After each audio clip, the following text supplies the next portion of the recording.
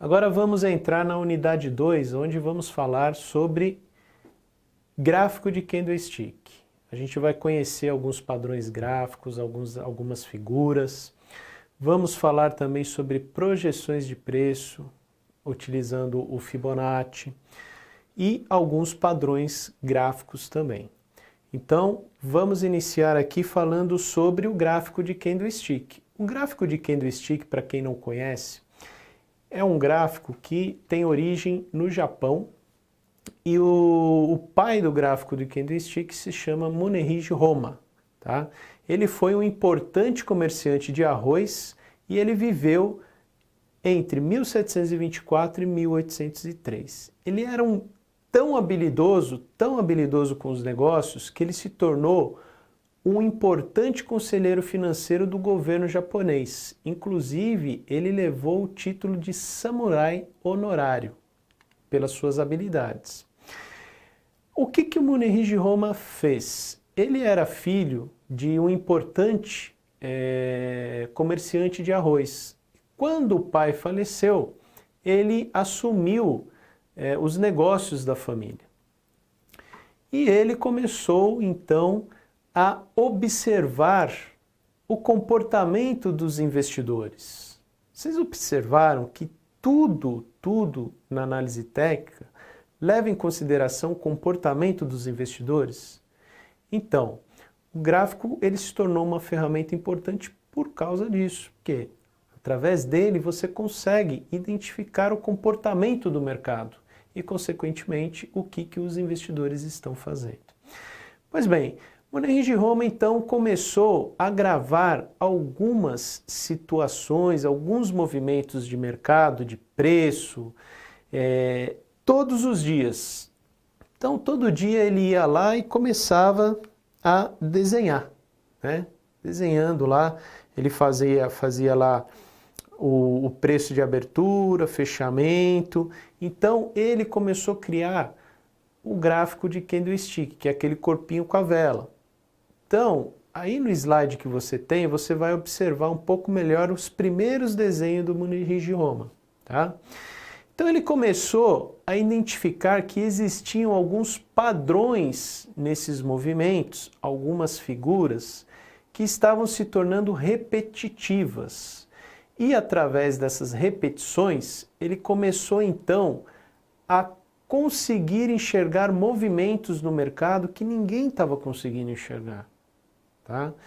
Então ele começou a desenhar esses padrões e isso começou a ficar mais claro.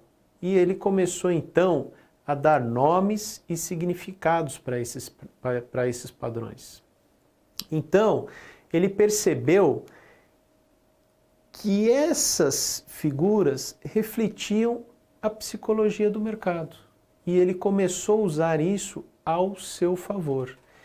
E, inclusive, dizem, né, que ele conseguiu fazer 100 operações no mercado de arroz consecutivas de ganho, né?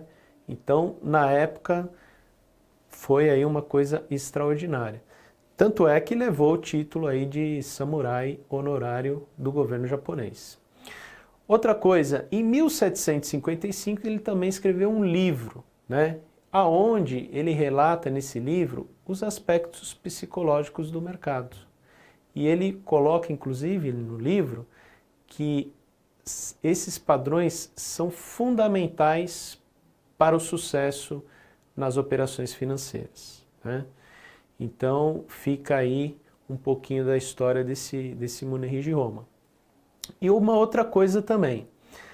Lá atrás, se não me falha a memória, um operador de uma grande instituição americana começou a fazer operações no Japão, né? E eles trouxeram alguns operadores japoneses para o mercado americano. E esses operadores, eles tinham lá um relatório gráfico que começou a despertar a atenção das pessoas. Pô, esses japoneses vieram para cá e eles estão conseguindo ter um grande ganho no mercado americano, no mercado internacional? Pô, o que eles fazem de diferente que a gente não sabe? E aí um rapaz viu lá uma operadora japonesa, né, lendo lá um gráfico, e aí ele pegou e começou a puxar assunto, chamou para almoçar, começaram a bater papo, e aí ela falou para ele, olha, isso daqui é um gráfico, né, de um ativo do mercado futuro, que lá no Japão a gente olha muito. A gente tem o costume de olhar, porque isso é um gráfico de candlestick. Pô, e o que é o gráfico de candlestick? Aí ela começou a explicar para ele como que funcionava, qual era o conceito desse gráfico. E ele ficou curioso e ele acabou tirando férias do banco e indo para o Japão. Chegando no Japão, ele comprou uma infinidade de livros que falavam sobre esse tema. Ele trouxe então esses livros para os Estados Unidos e ele começou a traduzir esses livros e ele começou a se aprofundar e entender um pouco mais de gráfico. Foi daí, pessoal, que a análise gráfica, a análise técnica, veio do Japão para o Ocidente, né? Então, veio então para o mercado americano, ficou lá por muito tempo, inclusive, quando veio para o Brasil, eram poucos os analistas técnicos que nós tínhamos aqui, né? Então dava para você contar no dedo quantos analistas olhavam gráfico. E a literatura que se tinha no Brasil era toda a literatura que vinha dos Estados Unidos para cá, né? Então, aqui no Brasil começou-se a traduzir alguns livros e poucos analistas começaram a se aprofundar no assunto. E hoje, a análise técnica, ela veio para o mercado brasileiro e ganhou muita força, principalmente em situações que a gente vivenciou aí algum tempo atrás, né? Com queda de bolsa, mudanças de planos econômicos, mudança de governo, planos econômicos. Então, a análise técnica começou a ganhar muita força. Por quê? Porque é ali que você consegue identificar um ponto de entrada e um ponto de saída de um determinado papel. Fato é que, antigamente, tinha uma rincha muito grande entre o analista fundamentalista e o analista técnico. Os dois não podiam se encontrar, porque o analista técnico achava que fundamento era perda de tempo e o analista fundamentalista achava que gráfico era uma magia negra. Mas o que acontece? Hoje em dia, esse conceito mudou completamente. Eu venho da escola fundamentalista. Quando eu comecei no mercado financeiro, comecei como analista fundamentalista. E eu comecei a me interessar pela análise técnica depois. E a análise técnica, ela é importante também. A análise fundamentalista é importante para você saber aonde você está colocando o seu dinheiro. A análise técnica é importante para você saber qual é a hora de você entrar e a hora de você sair desse ativo, né?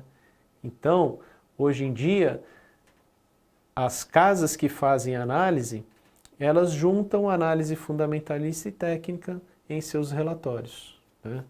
Então, hoje, a harmonia entre os analistas, ela existe e ela quebrou paradigmas, né? Então tá aí. Então a análise técnica é muito importante e a análise fundamentalista também tem a sua importância.